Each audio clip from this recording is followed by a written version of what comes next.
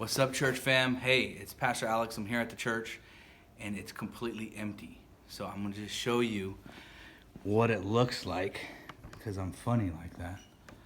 So, and just in case you missed church, I'm just going to walk you around an empty church.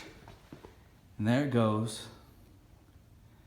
Interesting that the building doesn't mean nothing unless we're in it, praising God.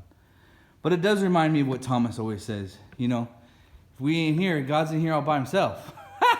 Amen. But he's also in our homes. I also want to show you the hallway. It looks so lonely. The lights are off. We're saving all kinds of money right now. You know, let's see if we can make it this way. Had to do some of the church stuff today in the office, so praise God, that works. So some of the lights are on back here. But even though the church is empty, that's all right.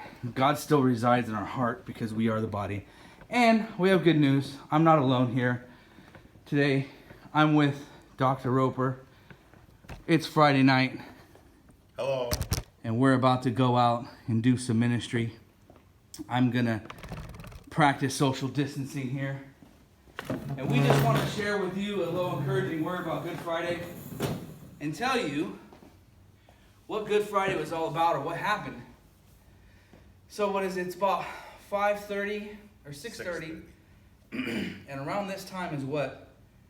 When those who had crucified him would not want him to have been on the cross any longer. They would want him to be taken down from the cross.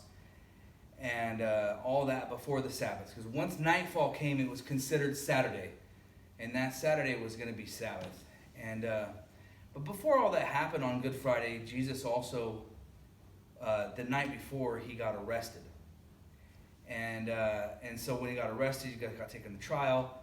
And then a couple things happened from there. But before I keep going, I'm going to just let anything you want to share about that day, about Good Friday, that stands out to you, Dr. Roper.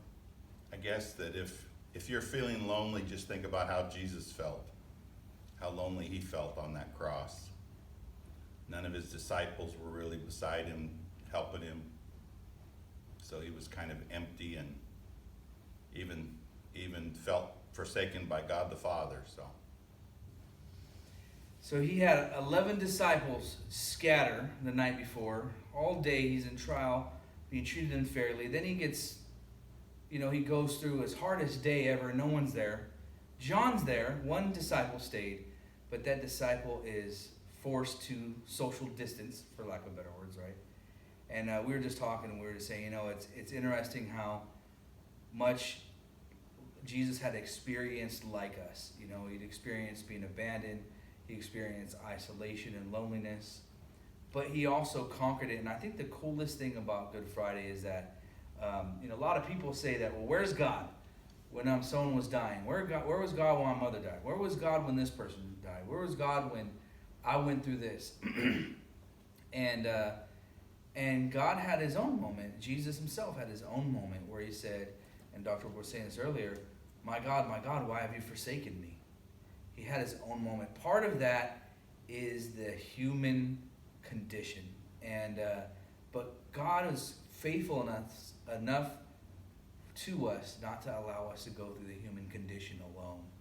And even in this time, even during this pandemic, he's allowed the height of it for the most part, especially in some areas around the world, to be right around the time where he said, I know you're suffering. I suffered for you too.